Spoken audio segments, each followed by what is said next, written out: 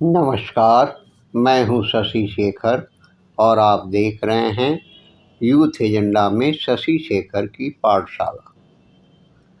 राम मंदिर, राष्ट्र मंदिर। हमारी सनातनी परंपरा, संस्कृति श्रेष्ठ जीवन मूल्यों की जननी। मर्यादा पुरुषोत्तम भगवान श्री राम ने अपने संपूर्ण जीवन चरित्र से राष्ट्र को उसके आदर्श सौंपे हैं। बाल्यकाल से लेकर जीवन के संपूर्ण क्रम में प्रभु श्री राम का चरित्र मनुष्यत्व से देवत्व की साधना का मार्ग प्रशस्त करता है और उनका मार्ग एकदम सुगम, सहज, सरल तथा मानवीय मूल्यों की प्रतिष्ठा का अमृत कुंभ है। इस अमृत कुंभ में ही संपूर्ण सृष्टि के कुशल संचालन, शांति, समन्वय, साहचर्य की गर्भनाल गड़ी हुई है। दशरथ पुत्र कौशल्यानंदन बालक राम का बाल्यकाल वर्तमान परिदृश्य के लिए सर्वाधिक प्रेरणादायी। प्रकृति के पंचभूत, पंच तत्वों यथा भूमि, जल, आकाश, अग्नि, वायु से लेकर माता पिता, गुरुजनों, संपूर्ण समाज के प्रति जिस आदर एवं श्रद्धा के मानकों को स्थापित किया है वह अनुकरणीय है। विद्या अध्ययन के समय गुरु भक्ति, गुरु आज्ञा एवं आश्रम के नियमों का पालन करते हुए उनकी अतिशय विनम्रता और अनन्य समर्पण से भरा हुआ भक्ति भाव ज्ञान प्राप्त करने का दिग्दर्शन कराता है।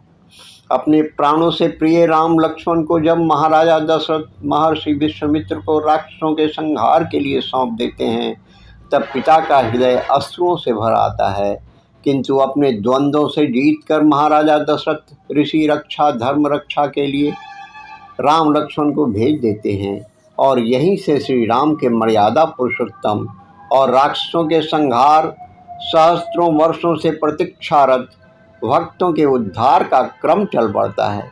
अहिल्या उद्धार से लेकर वन में तपस्यारत ऋषियों के यज्ञ आदि कर्मों के विघ्नकर्ता राक्षसों का संहार किया, धर्म के लिए भय मुक्त वातावरण तैयार किया।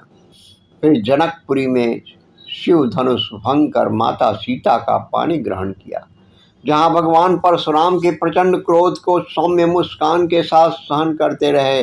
लक्ष्मण के क्रोधित होने पर उन्हें शांत करवाया, लेकिन श्री राम अपनी धर्म मर्यादा से क्षणिक भी नहीं डिगे। अंततो गत्वा भगवान परशुराम के समक्ष प्रभु ने अपना विष्णु स्वरूप का प्रकटीकरण किया। विष्णु के द्वय अवतारों ने किसी के कालक्रम का अतिक्रमण नहीं किया। श्री राम और परशुराम ने एक दूसरे को प्रणाम किया। तत्पश्चात अपने काल का भान कर परशुराम अपनी तपस्या में लीन हो गए। राज्याभिषेक के समय माता कैकेयी ने राम को वनवास और भरत को राजा बनाने का हठ किया। राजा दशरथ व्याकुल हो उठे। संपूर्ण प्रजा कैकेयी के हठ के विरोध में उतर आई, लेकिन जब राम भगवान को भान हुआ तब उन्होंने मातृ आज्ञा, पितृ आज्ञा को स्वीकार करते हुए वनवास के लिए सहर्ष तैयार हो गए। राम चाहते तो अस्वीकार कर सकते थे, लेकिन उन्होंने पितृवचन को सत्य सिद्ध करने के लिए मातृ पितृ आज्ञा में धर्माज्ञा का दर्शन कर कर्म पथ पर चले गए। किंतु एक भी ऐसा प्रसंग नहीं देखने को मिलता है जब लोक रक्षक श्री राम ने मूल्यों को क्षण के सहस्त्रांश भाग में भी विचलित या विसमृत हुए हों।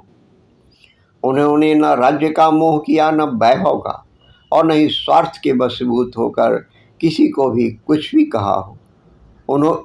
उन्हें जो धर्मादेश मिले वे सत्यनिष्ठ होकर उनका सम्यक आचार निर्वहन करते चले गए।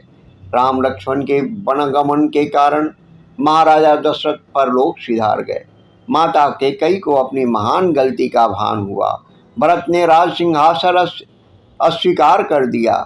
चित्रकूट में राम से भेंट करने उन्हें वापस बुलाने के लिए सभी ने अनेक यत्न प्रयत्न किए, किंतु राम ने पितृवचन को धर्म वचन मानकर सन्यासी वनवासी का जीवन बिताना स्वीकार कर लिया।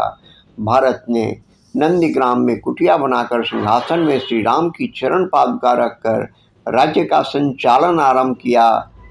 राम ने वनवास काल में समस्त वनवासियों, वंचितों, उपेक्षितों को अपना सहयोगी मित्र बनाया और धर्माचरण में रत हो गए। निषाद राज गुह, माता सबरी, केवट सबको अपने गले से लगाया। माता सबरी के भक्ति में जूठे बेरों को चक चक कर भक्त वत्सलता का अनुमेय उदाहरण प्रस्तुत किया। शूर्पणखा के नाक कान काटने तदुपरांत खरदूषण बद्ध प्रसंग के पश्चात माता सीता का रावण ने मारीची के स्वर्ण मृगजाल के पश्चात मायावी रूप धरकर अपहरण कर लिया। माता सीता की खोज में व्याकुल राम का शोक क्रंदन संपूर्ण सृष्टि का शोकालाप था। तत्पश्चात हनुमान सुग्रीव भेंट और बाली वध के बाद किष्किंधा में सुग्रीव का शासन स्थापित हो गया। बाली प्राण त्यागते त्यागते अंगद को श्री राम को अपने संरक्षण में सौंप देते हैं। इसके बाद माता सीता की खोज प्रारंभ होती है। विभिन्न दिशाओं में खोजी दल रवाना होते हैं। जाम्बवान द्वारा हनुमान जी की अतुलनीय शक्ति का स्मरण कराने के बाद हनुमान लंका में माता की खोज पूरी करते हैं। रावण के मिथ्या दंभ का मान मर्दन करते हुए हनुमान जी अतिचारी रावण को राम शक्ति का संदेश देते हैं। अंततो गत्वा समुद्र में पुल बांधने का क्रम प्रारंभ होता है। अनुनय विनय प्रार्थना के पश्चात भी जब समुद्र ने उन्हें पथ नहीं प्रदान किया, तब श्री राम प्रथम बार कुपित हो उठते हैं। बाबा गोस्वामी तुलसीदास जी ने इसका अद्भुत वर्णन करते हुए लिखा है, विनय न मानत जलधि जर गए 3 दिन बीत, बोले राम सकोप तब भय बिनु होई न प्रीत। श्री राम के इस रौद्र रूप से समुद्र घबरा जाता है। राम की प्रत्यंचा समुद्र को सुखाने के लिए तन जाती है। अपना और जलचरों के संभावित संहार से व्याकुल समुद्र त्राहिमाम त्राहिमाम करते हुए शरण में आ जाता है। शरणागत भक्तवत्सल श्री राम ने समुद्र को क्षमा कर दिया। समुद्र ने ऋषि वरदानी नल नील के शिल्प विधान की सूचना दी और अपने उत्तर दिशा में निवासरत राक्षसों के संहार के लिए धनुष में चढ़े बाण को छोड़ने का अनुरोध किया। राम धर्म रक्षक क्षमाशील हैं। उन्होंने समुद्र को क्षमा दान दिया। नल नील सहित समूची बानर सेना सेतु निर्माण में लग गई। राम की बानरी सेना समुद्र पार कर लंका पहुंच गई। अंगद रामदूत बनकर रावण के पास जाते हैं, जहां वे रावण को प्रभु श्री राम से क्षमा याचना और सम्मान माता जानकी को वापस भेजने की बात कहते हैं। रावण नहीं मानता है। अंगद भी रावण के मिथ्या दर्प को चूर चूर कर वापस लौट आते हैं। अंततो गत्वा राम रावण युद्ध सुनिश्चित हो जाता है। विभीषण रावण को समझाते हैं, लेकिन रावण का संपूर्ण कुलवंश सहित विनाश समीप था। इसलिए रावण अपने को त्रैलोक विजेता व श्री राम को साधारण मनुष्य मानकर विभीषण को राज्य से निष्कासित कर देता है।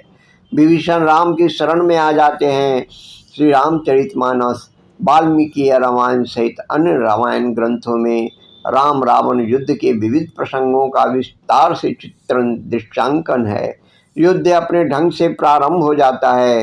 रावण की अपार सेना राक्षसों के समूह से राम की बानरी सेना युद्ध मैदान में आ डटी थी। राक्षसों का संहार जारी था। नागपाश व लक्ष्मण मूर्छा के प्रसंग श्री राम को अत्यधिक विचलित कर देते हैं, किंतु गरुड़ द्वारा नागपाश काटने और विभीषण की सलाह के पश्चात रावण के राज्य वैद्य सुसेन हनुमान पहुंचते हैं। संजीवनी बूटी से लक्ष्मण का औषधोपचार होता है। लक्ष्मण में चेतना आ जाती है। राम का आकुल व्याकुल हृदय हर्षित हो उठता है। पौराणिक मान्यताओं के अनुसार अश्विनी कुल तृतीया से लेकर 10वीं तिथि तक कुल 8 दिनों तक चला था। कुछ मान्यताओं में राम रावण युद्ध की अवधि 84 दिनों तक मानी गई है। मान्यताएं ऐसी भी हैं कि इन दिनों में 9 दिनों तक श्री राम भगवान ने शक्ति की उपासना भी की थी और माँ ने प्रसन्न होकर अभय विजय वरदान दिया था। राम रावण युद्ध के भीषण संग्राम में एक एक कर रावण के समस्त पुत्रों सहित कुंभकर्ण का वध हो चुका था। राम रावण युद्ध में रावण का संहार हो नहीं पा रहा था। राम के बाण प्रहार से उसका एक सिर कटकर गिरता फिर जुड़ जाता। रावण अपने 10 शीशों से अट्टहास करता जा रहा था। राम सहित समूची सेना विस्मित थी। रावण वध का कोई उपाय नहीं सूझ रहा था। तत्पश्चात विभीषण ने भगवान राम को रावण की नाभि में छिपे अमृत को नष्ट करने के लिए आग्नेयास्त्र चलाने की सलाह दी। राम ने अग्न्यास्त्र का संधान किया और उसके बाद प्रभु श्री राम ने ब्रह्मास्त्र से रावण का अंत कर दिया। यह तिथि विजयादशमी की थी। राम रावण युद्ध असत्य पर सत्य की जीत, अधर्म पर धर्म की जीत, अन्याय पर न्याय की, अनीति पर नीति की जीत, दुष्टता पर शिष्टता की जीत के रूप में लोक धर्म के रूप में व्याप्त हो गई। रावण भले ही ऋषि पुलस्त्य का वंशज रहा हो, तपस्या से शक्ति अर्जित की रही हो, ज्ञानी रहा हो, लेकिन उसने शक्ति, साधना, ज्ञान का दुरुपयोग कर उसे दुराचारों एवं अनाचारों के लिए प्रयुक्त किया। दुष्टता में मदान्ध होकर दानवता के क्षम्य अपराध किए। लोक के लिए वह क्षम्य अपराधी था। उसने प्रकृति के मूल स्वरूप को जीतने का प्रयास करने के लिए अपनी शक्तियों का दुरुपयोग किया। उसने ऐसे ऐसे जघन्य पाप किए, अधर्म उसका स्वभाव बन गया और इन्हीं सब की श्रृंखला ने, नियति ने उसका अंत सुनिश्चित कर दिया। साथ ही ध्यातव्य यह भी है कि अधर्म के साथ देने वाला कोई भी शेष नहीं बचा, जबकि धर्म की शरण लेने वाला रावण के भाई भक्त विभीषण लंकाधिपति के रूप में नीति धर्म शासन के भागी हुए। अतएव यह दृष्टिगत रखना होगा कि शील, सत्य, संयम और धर्मानुसार आचरण की ही दीर्घायु होती है। पाप की लौ एक सीमित समय तक भले ही दिखेगी, लेकिन एक दिन उसका बुझ जाना तय है। चाहे पापी कितना भी शक्तिशाली हो, उसके पाप का दंड ईश्वरीय विधान और नियति तय ही कर देते हैं। विजयादशमी का पर्व इस बात का द्योतक है कि सत्य, न्याय, धर्म के लिए शक्ति की उपासना एवं अतिरिक्त सामर्थ्यवान, पौरुषवान बनना चाहिए, ताकि दुष्टों का समूल नाश करके सुख, समृद्धि, ऐश्वर्य की प्राप्ति के साथ लोक मंगल के कलश एवं अविरल चेतना की स्थापना की जा सके। ठीक है कि जब सद्मार्ग धर्म पथ पर चला जाता है, तब सृष्टि की समूची शक्तियां साथ देती है और अधर्म का विनाश कर धर्म संस्थापना का पथ प्रशस्त करती है। ज्ञान, विद्या, शक्ति, साधना, पराक्रम, बल, ऐश्वर्य, इन सब का धर्म के लिए प्रयोग ही हितकारी होता है और इसकी अर्हता लोक कल्याण एवं धर्मानुसार आचरण है। अन्यथा रावण जैसा हस्र होना सुनिश्चित हो जाता है। यह भी सदैव स्मरण में रखना चाहिए कि अस्त्र शस्त्र किसी निर्बल को सताने के लिए नहीं, बल्कि धर्म रक्षा एवं अन्यायियों का मर्दन करने के लिए सनातनी वंशजों को अनिवार्यता रखनी चाहिए। शक्ति, शास्त्र और शस्त्र में समन्वय स्थापित कर इन्हें लोक कल्याण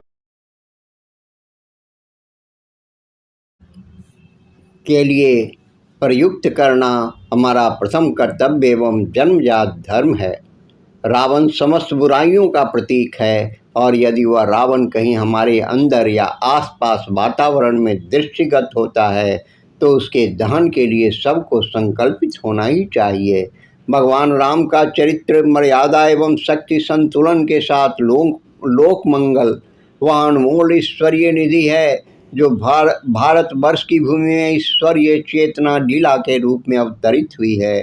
प्रभु श्री राम का संपूर्ण वांग्मय किसी चमत्कार के रूप, बल्कि कर्म, साधना, पुरुषार्थ के समन्वय के साथ धर्म राज्य के स्थापना का अद्भुत, अनुपम, अप्रतिम दर्शन है जो सर्वत्र व्याप्त।